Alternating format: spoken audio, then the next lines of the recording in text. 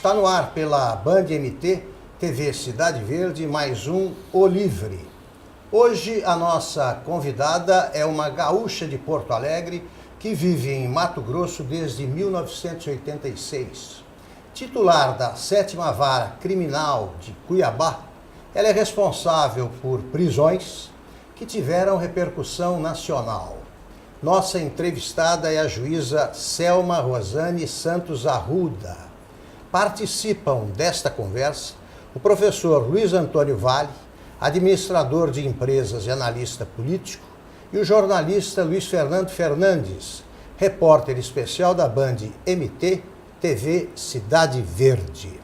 Doutora Selma, muito obrigado pela aceitação do convite. Sei que a sua vida é agitada, a agenda também tem vários compromissos. Muito obrigado.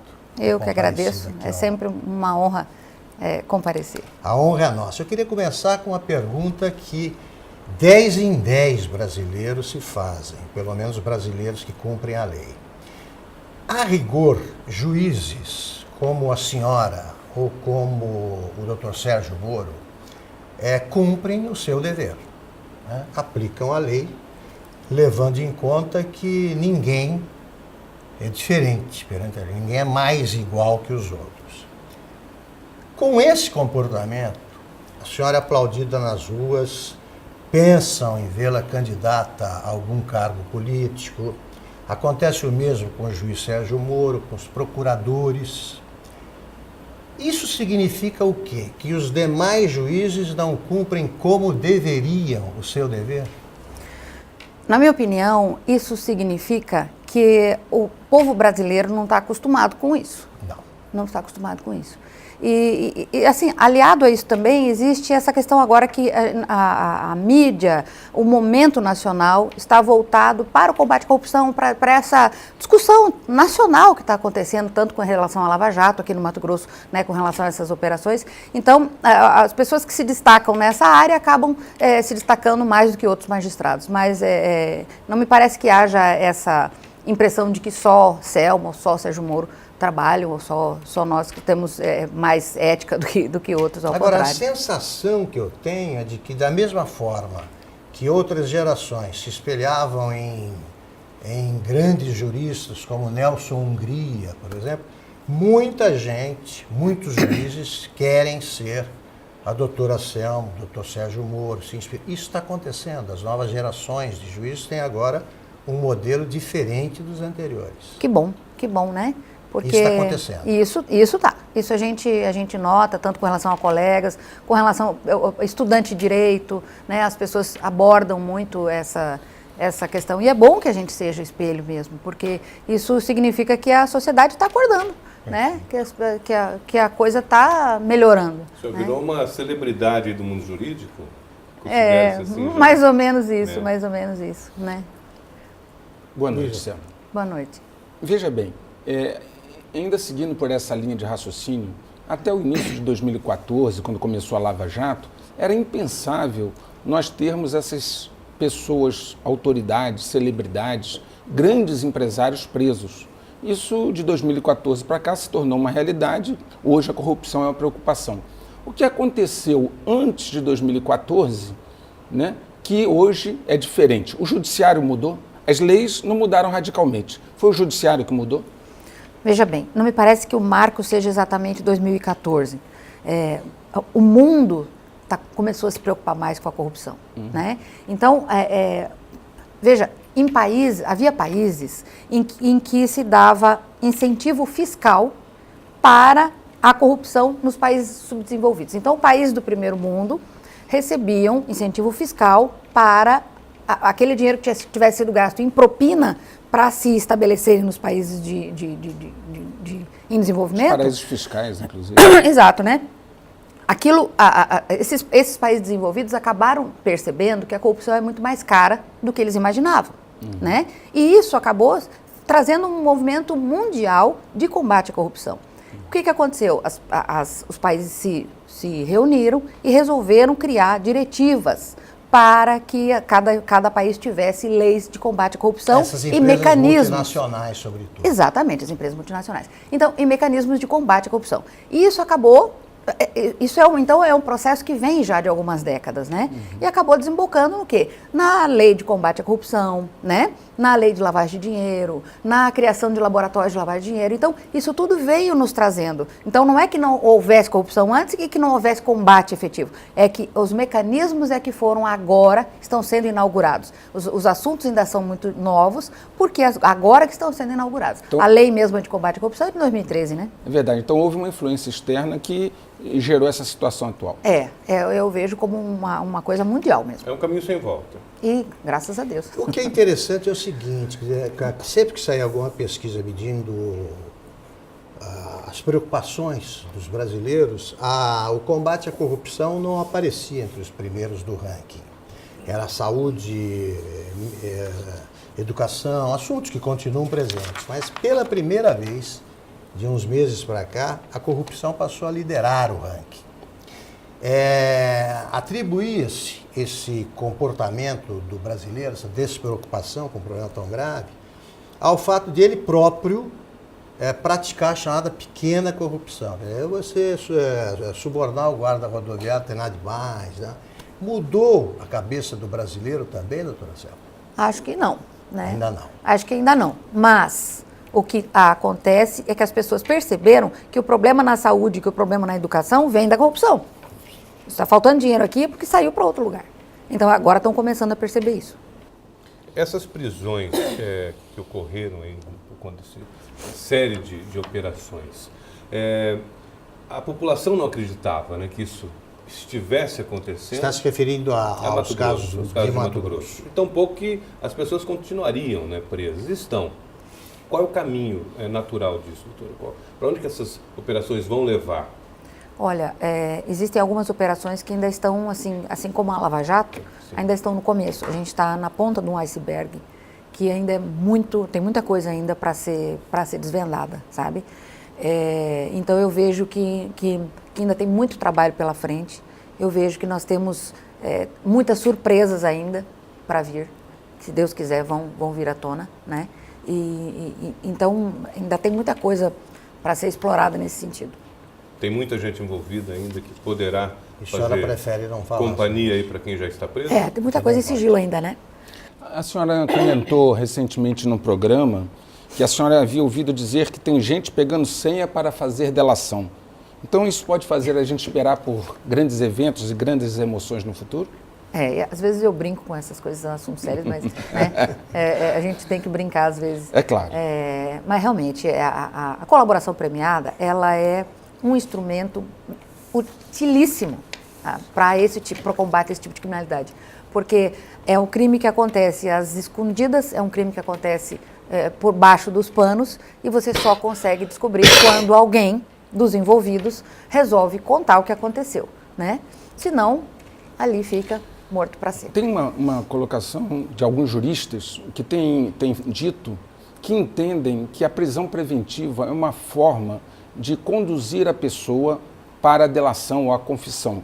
E que isso seria... até eles chamam de tortura. Exato. Alguns dizem assim, isso é uma forma de tortura para ele confessar. Perseguição. Exato. Então, eu pergunto, a delação tem essa finalidade? A prisão preventiva tem, quando um juiz a decreta, ele pensa também nisso como uma forma de conduzir ou forçar uma pessoa à confissão ou à delação premiada? Qual a sua visão sobre isso? Existe realmente algumas visões nesse sentido, aquela coisa que passarinho só canta na gaiola, né? Exato. Mas, na verdade, quando o magistrado tem que fundamentar uma decisão, e no meu caso, eu percebo que as decisões têm sido mantidas, inclusive pelos tribunais superiores, o que me leva a crer que o raciocínio não está errado, né? É o seguinte, você tem que decretar a prisão quando tiver requisitos para a decretação da prisão. Eu não posso simplesmente falar, eu quero que fulano diga a verdade, eu vou prendê-lo. Eu tenho que fundamentar em alguma coisa, em fatos concretos. Ou seja, está fazendo alguma coisa para perturbar a instrução criminal, está ameaçando uma testemunha, está ocultando documentos, existe perigo que vá fugir, existe a periculosidade da organização criminosa que pertence, a nocividade, o tamanho do dano que causou. Então, se eu tenho esses elementos, eu tenho como decretar a prisão preventiva. Eu não posso decretar uma prisão preventiva simplesmente porque, imaginando que ele vá fazer delação. Agora, é óbvio que este tipo de criminalidade não está acostumado com cadeia. Por que você decreta a prisão preventiva de um criminoso pobre e ele fica quieto lá e não delata o chefe? Porque ele está acostumado com cadeia. A criminalidade de colarinho branco não está acostumado. Então é óbvio que ele vai chegar lá e vai começar a pensar em delação para poder sair. Acostumados ao crime, mas não... Mas não a consequência. A consequência deste. Qual que é a estrutura que a senhora dispõe, doutora, para realizar esses trabalhos? Quantas pessoas auxiliam? Como é que é esse grupo que lhe... Olha, infelizmente... Incluindo GAECO, tudo. Por aí, infelizmente, a gente tem muito pouca estrutura ainda no gabinete, né? No gabinete da vara. Porque o CNJ ainda não compreendeu que a complexidade dos processos é que deve ser o determinante para a estrutura, né, do gabinete. Qual é a estrutura, doutora? A estrutura é um juiz, 3 servidores, 3 assessores e uma secretaria. Não há nenhum juiz auxiliar? Não tem nada disso. Não tem nada E disso. há carência de juízes em Mato Grosso também? Olha, eu não vejo, de juízes não, mas de servidores. De servidores, sabe? Porque você tem processos que tem 50 réus. Cada réu pode arrolar 8 testemunhas, faz a conta, tá? Mas o Ministério Público pode arrolar 8 testemunhas para cada fato. Então, a gente tem, assim, eu passo às vezes meses instruindo um processo. A gente passa dias ouvindo uma pessoa só. Essa legislação precisa mudar. Exato, isso precisa mudar. Que mudança a senhora propõe? Eu estive várias vezes tentando com a presidência do Tribunal de Justiça para que a gente consiga aumentar a estrutura do gabinete, né? Só que se esbarra exatamente numa resolução do CNJ que diz que o número de assessores deve ser proporcional ao número de processos. Mas não ao tamanho do processo. Exatamente. Então a vara, ela tem um número de processos que é equivalente a outras varas. Claro. Só que cada processo daqueles... Vale por 8, vale por quantos processos 100, às vezes, a né? senhora lida no momento? Em torno de 1.500 processos. 1.500 para uma pessoa? Para uma pessoa, mas 1.500 dessa complexidade. Tem processos que já começam com 60 volumes de 200 folhas cada um. Aí a senhora acaba trabalhando Começam. mais.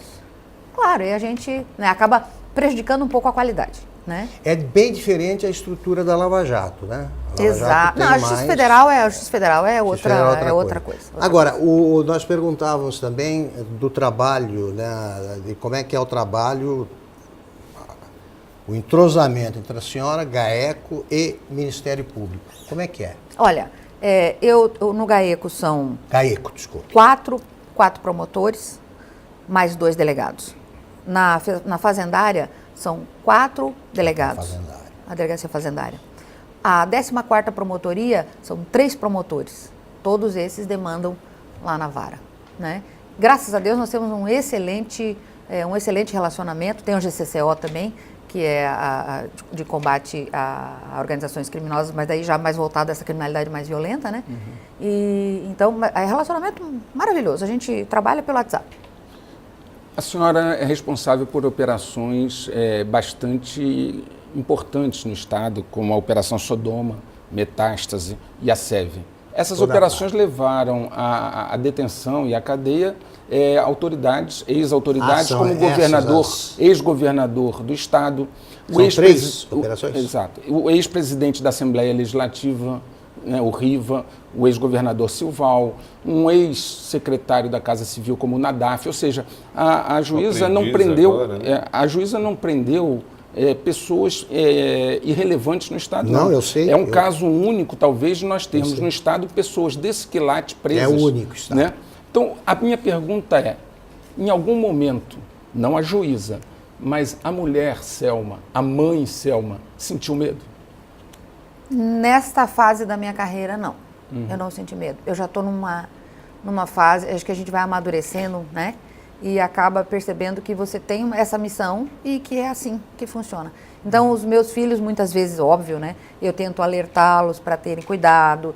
É óbvio que o Tribunal de Justiça me deu toda uma estrutura de segurança. Existe segurança institucional que funciona muito bem. Eu ando um carro blindado, eu tenho equipe de segurança. Então, é evidente que a gente tem esse suporte, né? Mas a gente sempre se preocupa talvez mais com a família do que com a gente mesmo. Né? Mas em algum momento surgiu aquela questão assim, todo esse risco, toda essa estrutura em torno de mim, aí a senhora olhou para os seus filhos e pensou, nossa, será que vale a pena?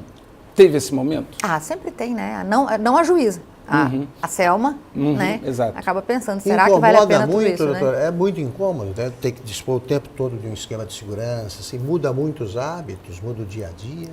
Você sabe o que eu resolvi fazer? Eu resolvi ser amiga deles. Então, eles são certo. todos meus amigos.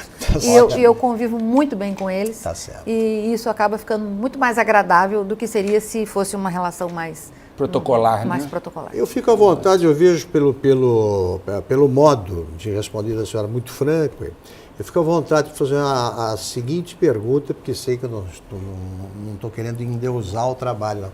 Como é que é prender um governador de estado? Porque esse é o país do sabe com quem está falando, a senhora sempre soube disso.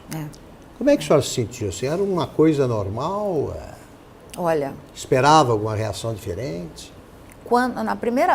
Meu primeiro impacto não foi nem a prisão do ex-governador. Meu primeiro impacto foi a prisão do ex-presidente da Assembleia, que é uma pessoa assim muito mais emblemática até no estado, né? Que mandava mais que o governador. Né? Então, quando aquele pedido chegou para mim, eu pensei, meu Deus do céu, a que ponto a gente chega, sabe? A que ponto a gente chega? Porque, assim, além da juíza tem a cidadã, né? Claro. Você pensar, meu Deus, o que tem no mundo, né? No que o mundo se virou?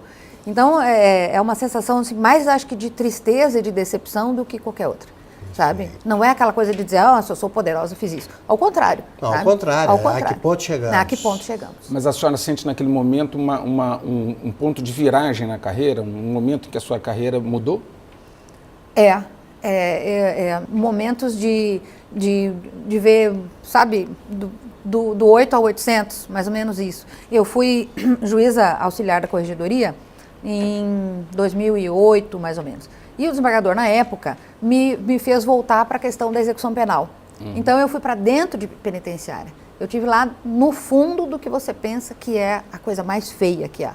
Então, eu acho que todo magistrado criminal devia saber o que está acontecendo lá dentro, para saber onde é que ele está colocando as pessoas, sabe? Todo magistrado criminal devia sentir cheiro de cadeia, sabe? Para saber a consequência da sua canetada. Que é o que o ex-ministro Cardoso, né, chamava de masmorra. Masmorra é aquilo, não a prisão em que ficaram, por exemplo, o José Genuíno e o Zé Dirceu. Não. Isso é diferente. Exato. Né? Masmorra é aquilo. Não, inclusive aqui também o CCC é um lugar muito mais humanizado do que masmorra. Perfeito. Está longe, né? Está longe de ser aquele ambiente. Está longe. Mas tem masmorra degradado, aqui. Tem né? masmorra. E como é que se faz para resolver este problema do sistema penitenciário? Isso aí quem é que deve agir? Fazendo uma pausa nessa conversa para entender como é que o ministro da Justiça chama com tanta naturalidade de masmorra o sistema penitenciário que ele administra. É aquela questão de saber que veio primeiro o ovo ou a galinha, né? Você não sabe se a criminalidade que causa a superlotação e aí você quer parar de colocar na cadeia, aí você gera impunidade, o cara volta a delinquir e vai... Então é aquele círculo vicioso, né? Eu acredito francamente que a impunidade é a grande geradora de toda a criminalidade. Então, esse negócio de você parar de encarcerar porque o cárcere é ruim, não funciona. Vamos para um ligeiro intervalo e voltamos já com a juíza Selma Arruda. Estamos em mais um O Livre.